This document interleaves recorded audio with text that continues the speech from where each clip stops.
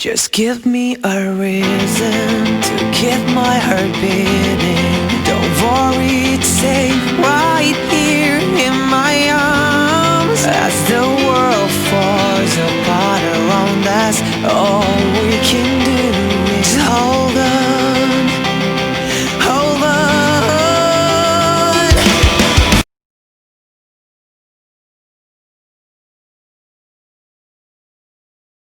What is up, guys? DT Ninja here to give you guys my RuroKen Hokkaido Arc Chapter 26 review. Okay, guys, it's been about a month since the last review, so it's that time again for more Kenshin. Yes, guys, Kenshin and the Hokkaido Arc. You guys know the Hokkaido Arc very well.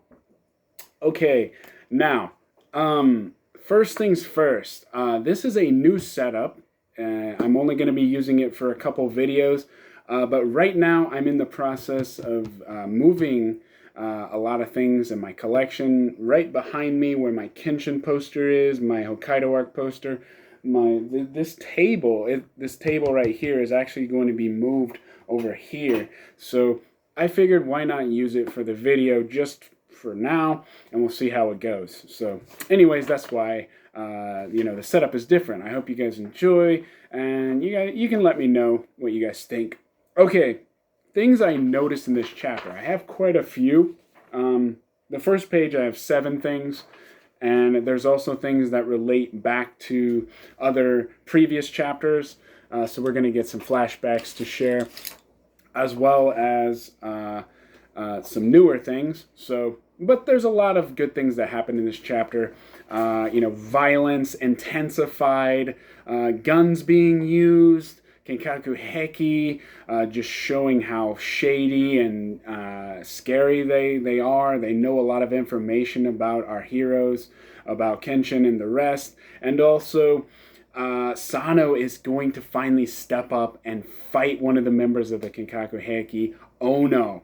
So we're going to get to that, and this video is going to be the review, so things I noticed, and hopefully they bring out some good discussion questions. That's my idea for this video, and then next week we're going to discuss the chapter, so hopefully we get some good discussion questions. Okay, let's get to it. Number 1, we see the same Yakuza thugs that were fighting in chapter 22 and 23 in this chapter. Okay, so at the very beginning, you see Asahi, Ashitaro, and they're walking in downtown Otaro, and they're shopping, right?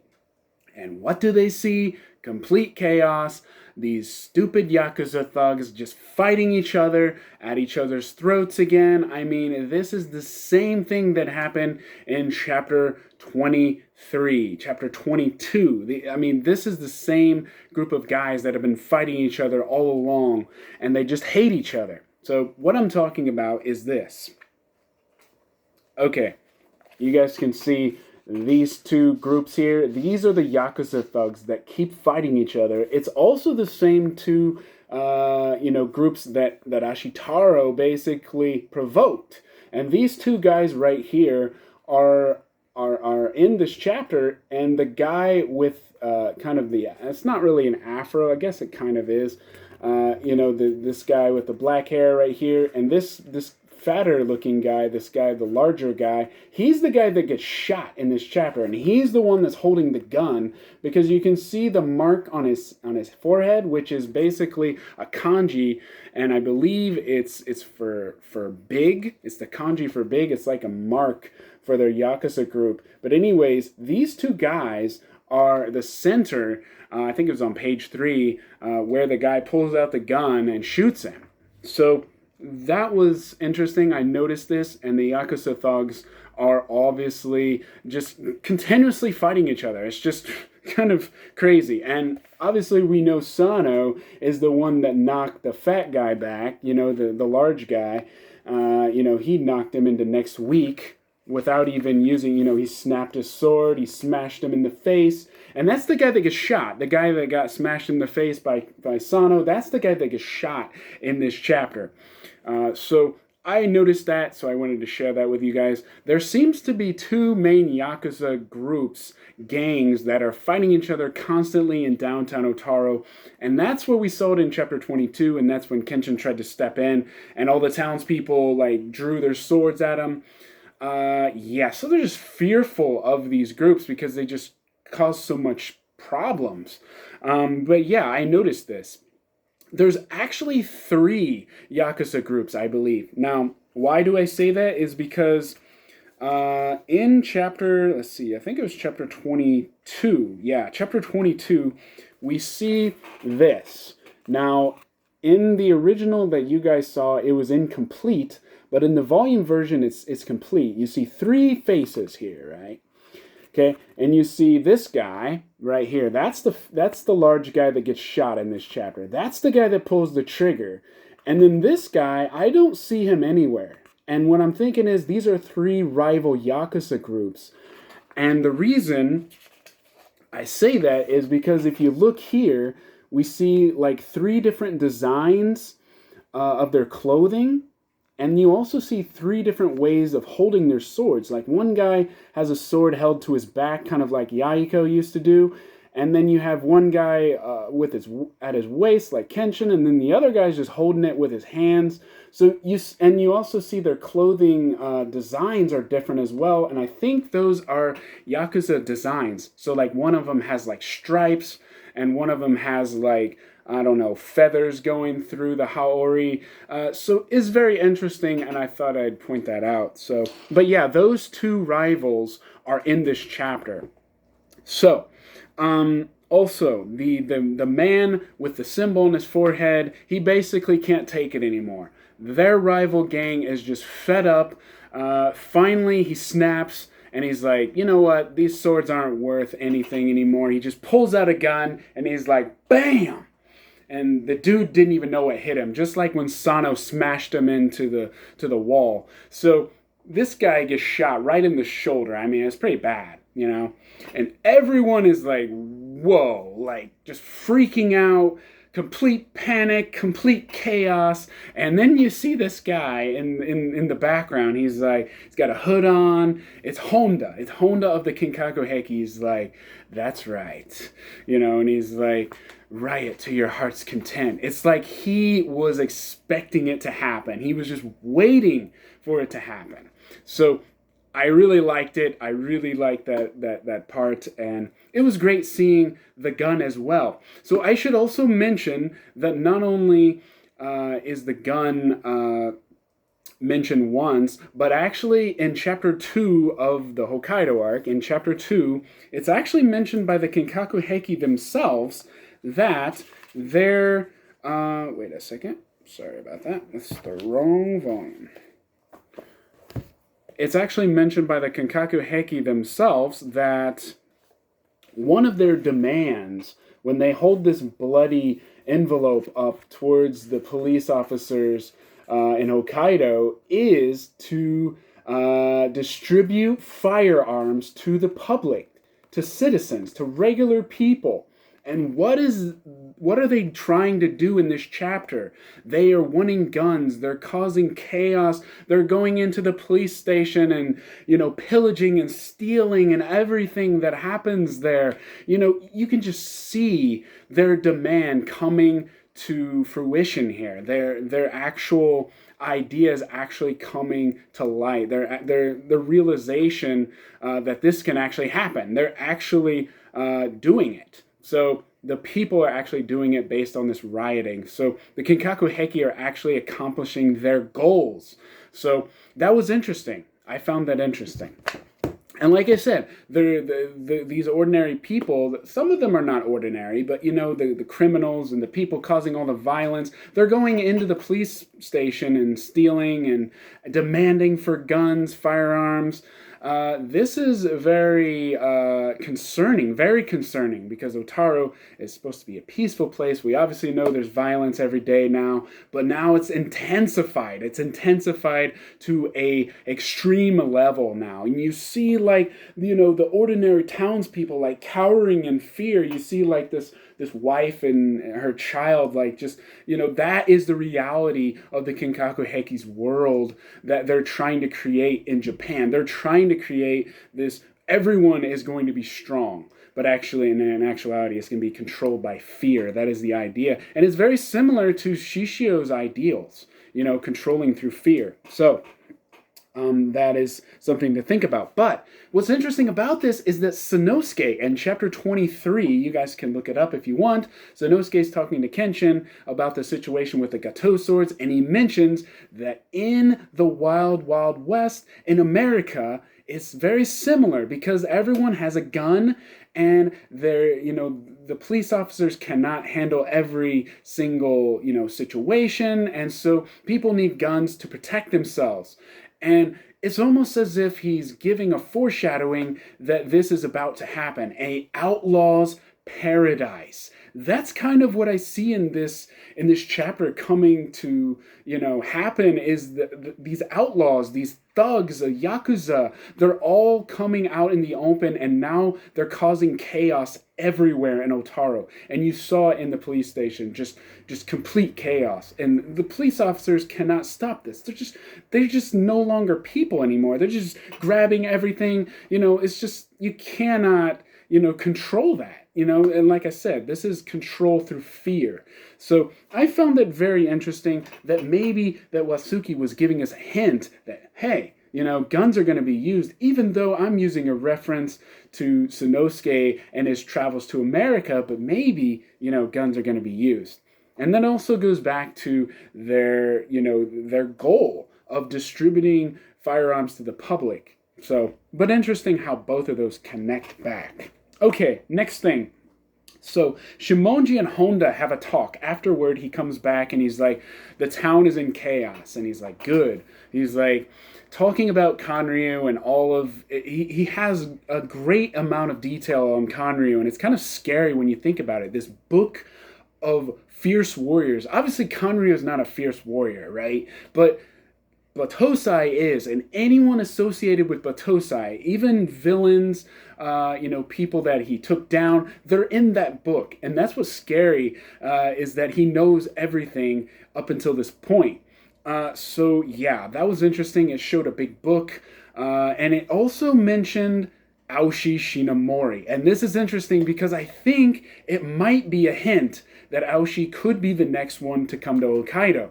The next, one to have a reunion with Kenshin. That would be awesome. That would be awesome. I wonder if that's the case, or if he's just mentioning him. But Aoshi has been mentioned not once, not twice, but 3 times. Yes, guys, 3 times. Aoshi Shinomori, 3 times. 3 times. Okay, the first time is in Volume 2, if you guys want to look it up. It's also in Chapter 8, where Itakura is interrogated by Kenshin. He mentions the fierce warriors of Japan, and who is right there? Aoshi. In fact, he's one of the first that he mentions.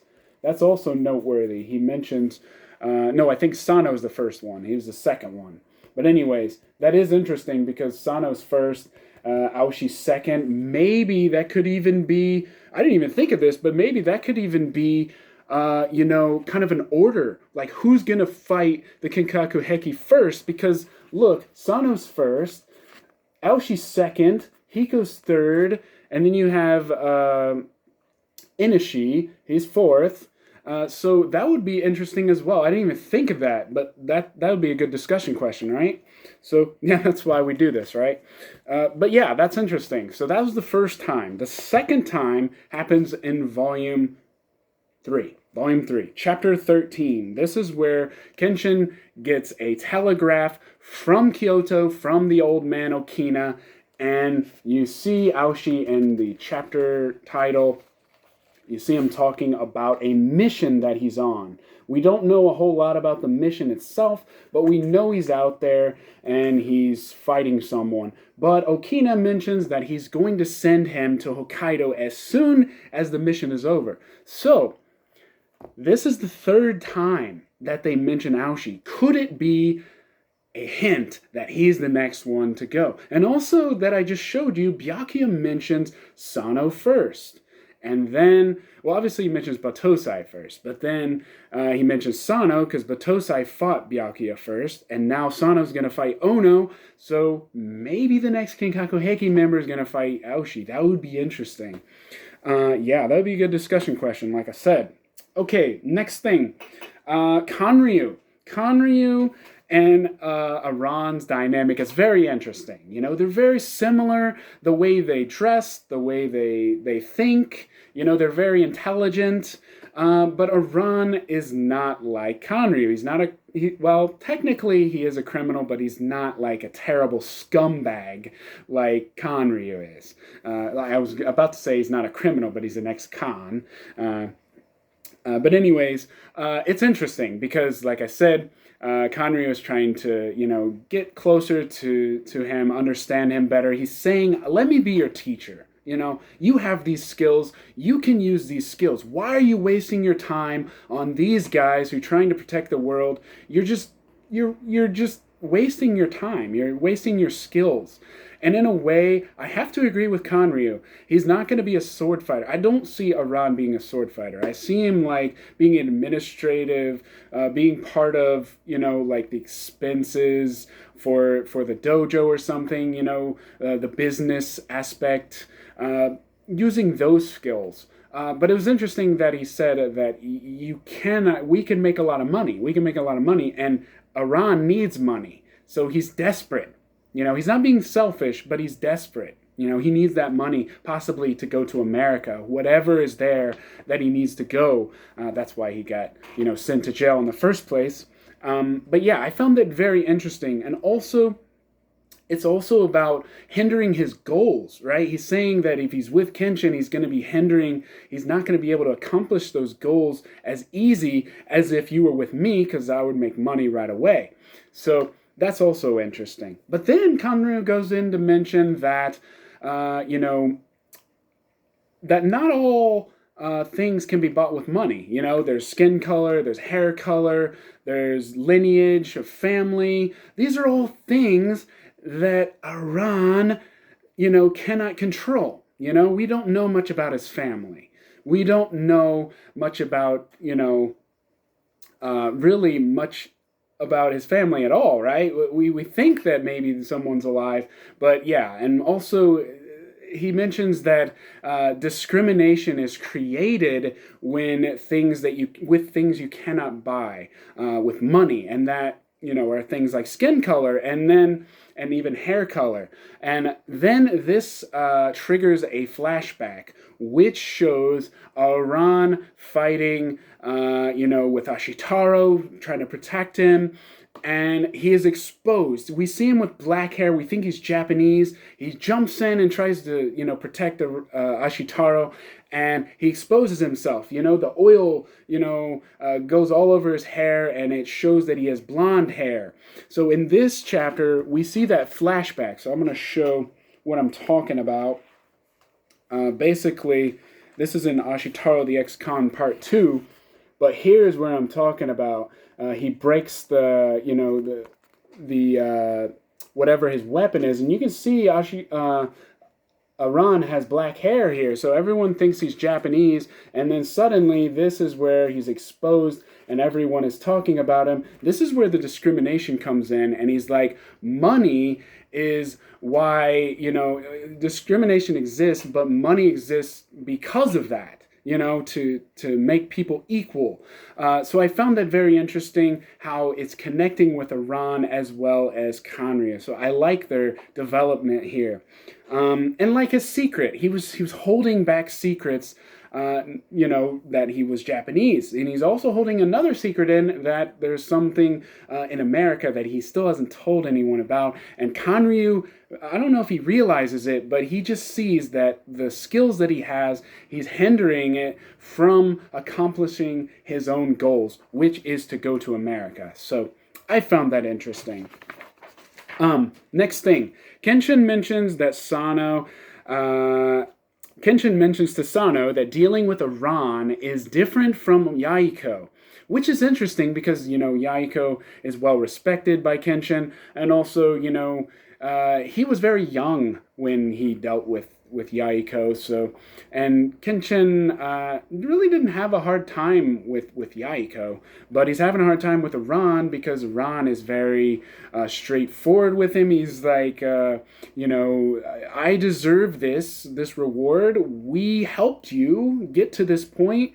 I should be compensated. That is how the world works. Money talks. And in a way, Kenshin realizes, wait a minute, he is right, but he's going about it in the wrong way. He's kind of trying to manipulate us. And Sano saw it, and that's why he yelled at him in the last chapter.